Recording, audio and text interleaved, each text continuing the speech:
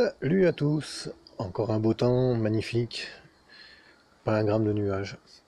On se croit vraiment pas fin octobre, c'est incroyable. Enfin bon, justement, je voulais vous parler pour moi, de potager d'hiver, mais potager d'hiver en général, tous les ans, j'en faisais pas vraiment parce que je voulais faire reposer ma terre. Et bon, voilà, cette année, je vais faire un effort. J'ai décidé de planter deux, trois trucs, hein. Bon, l'hiver, moi, je plantais quoi? Ail, oignon, échalote, et puis voilà, c'était tout, hein, pour le printemps d'après. Et là, je vais mettre un petit peu plus d'énergie dans ce que je veux faire pour cet hiver. Donc, là, je voulais faire un petit clin d'œil à Loulou, les poireaux perpétuels. Alors là, quand on en a trois ou quatre la première année, au bout de 3 ans, voilà. On en a un stock, hein. Alors évidemment, le poireau perpétuel, hein, il en faut 200 200 pour manger à 3. Quand on voit la grosseur d'un poireau perpétuel, voilà, c'est même pas gros comme un doigt, vous voyez. Alors ici, qu'est-ce que j'ai fait de beau ici? Ici, j'ai taillé ma consoude et j'en ai mis pas mal sur mes parcelles, sur mes planches permanentes, pour avoir un peu de potasse. Voilà, je vais voir si ça marche. Voilà, maintenant ils sont taillés et puis je sais pas trop ce que je vais faire l'hiver. Peut-être que je vais les déterrer et couper les racines et en faire d'autres morceaux, ce qui fait qu'au lieu d'en avoir 6, j'en aurai beaucoup plus. Mais je sais pas encore. Ici, si vous vous souvenez, il y avait toutes mes 6 pieds de tomates, mon pied de parmelon. Bon, lui m'a servi à faire les boutures. Et mes tomates, elles allaient par terre, elles étaient au sol, elles allaient jusque là-bas, donc j'ai tout déterré ici, je l'ai mis ici, j'ai passé la tondeuse, j'ai tout rectifié, j'ai tout, voilà, tout est broyé. Alors, sauf quelques tomates qui sont passées à travers, mais c'est pas grave. Ça, quand on les écrase, voilà, ça fait des graines et ça fait de l'eau. Voilà, ça fait de l'eau. Et les merles viennent manger, comme ça, ils ont un petit peu à bouffer aussi. Et là, tout de suite, j'en ai profité pour replanter des oignons. Alors là, c'est des oignons rouges électriques. Et là, c'est des oignons blancs printaniers parisiens. Voilà. Bon, je dois en avoir une trentaine et une trentaine. Voilà, c'est déjà fait. Alors, après, on passe ici. Bon, là, le cresson, lui, il est en fleurs. Alors, on en mange, ça pique un peu, c'est pas mal, c'est pas mauvais. C'était juste pour essayer, et puis du coup, j'en avais fait vraiment, vous voyez, hein, il y en a 40 cm par 60 cm, donc il n'y en a pas beaucoup, mais bon, c'était juste pour essayer. Je l'ai planté en septembre, il est déjà en fleurs, donc ça va vite. Ici, j'avais semé des salades, 3 sortes, les Val d'Orge, des passions blondes et des merveilles d'hiver, ouais, c'est ça. Ici, j'ai vu que il m'avait pratiquement tout bouffé. Donc avant qu'il me bouffe tout celle qui était là, je suis passé par en dessous les racines. J'ai fait une grosse crêpe que j'ai mis directement sur un lit de... Alors là, on est à la serre. Sur un lit de terreau. Vous voyez, voilà l'épaisseur. Voilà, j'ai posé dessus. J'avais arrosé avant, j'ai posé dessus pour essayer de récupérer, pour pas que ça se perde. Et là, oui, donc passion blonde, et là, merveille d'hiver. Voilà, ça fera toujours quelques salades pour l'hiver. Ici, quelques apia qui restent du mois de août aussi, que j'ai pas encore planté au jardin, qui sont bonnes à planter normalement, à part une ou deux, bon, elles sont petites, elles se débouffaient aussi, donc j'ai préféré les mettre à l'abri. Alors à l'abri, le problème c'est qu'il fait un petit peu trop chaud, parce que même dans la serre, là, il doit faire plus de 30. Que je vous fasse voir déjà l'état du... Voilà, hein. Il a claqué. Il a plus de 50 largement, hein, parce que cet été la porte était ouverte. Et ouais, elle était ouverte comme ça. Et il faisait plus de 50 dans la serre. Bon, en même temps, il fait quoi 3 mètres par 2, donc ça va vite, hein, à chauffer. Alors pour préparer l'hiver, j'ai déjà enlevé toutes mes tomates. Voilà, hein, j'ai laissé les tomates au sol et j'ai laissé même les troncs avec les racines. Pour l'hiver, bon là j'ai mis les oignons rocambole. Alors qu'est-ce qu'il y a à récolter aussi? Quelques salades encore, puisque... Alors ça c'est encore des appias, hein, que j'ai fait en fin août. Voilà. Quelques-unes.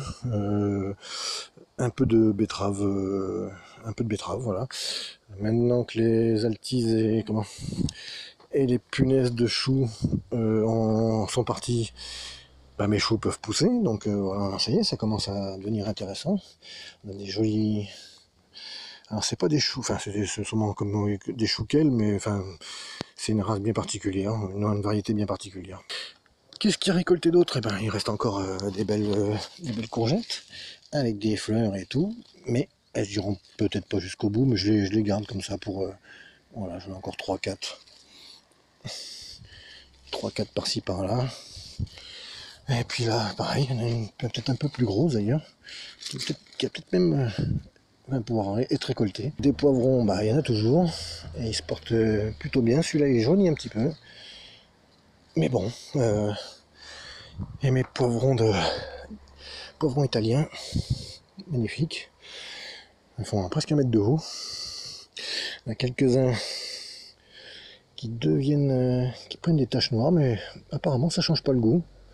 Je sais pas trop ce que c'est, pourquoi, mais en tout cas ça change pas le goût, ils sont pas pourris. Ça c'est encore pareil à récolter. Encore quelques piments. Toujours je me trouve du bon côté pour avoir le soleil. Voilà, le bout qui a du mal un peu à mûrir. Là pareil pour le piment d'Espelette. On va le laisser comme ça. Donc là il y a un petit stock. Et là c'est pareil, les bestioles qui m'énervent le plus en ce moment, c'est les chenilles vertes et les chenilles grises là, qui me bouffent tous mes choux, alors de Bruxelles ou chou-fleur. En plus les choux-fleurs pour l'instant j'ai rien eu, donc j'espère que ça va pousser à un moment donné. Mais bon, ils s'habitent pas à Calais, mais ils font bien de la belle dentelle. Hein. Là ça déconne. Là, les artistes les gars. Tiens, voilà. Voilà une chenille. Alors ici, quoi d'autre? Quelques spontanés aussi, qui vont même jusqu'à fleurir. Les tomates. 25 octobre, joli quand même. Combien fait-il? Il doit faire 25, un truc comme ça. 24. Bon, voilà. Encore bon. Et là-haut dans la serre, il devait faire au moins plus de 30, c'est sûr. Alors, qu'est-ce qu'on a de beau ici?